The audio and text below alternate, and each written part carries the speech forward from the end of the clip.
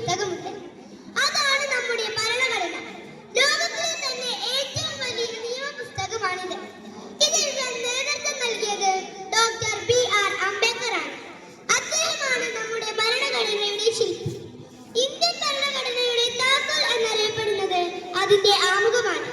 America എന്ന രാജ്യത്ത് നിന്നാണ് ഇന്ത്യ ആമുഖം കടമെടുത്തത്. നമ്മുടെ ഭരണഘടന നമുക്ക് തരുന്നത് വലിയ സ്വാതന്ത്ര്യവും അവകാശങ്ങളുമാണ്.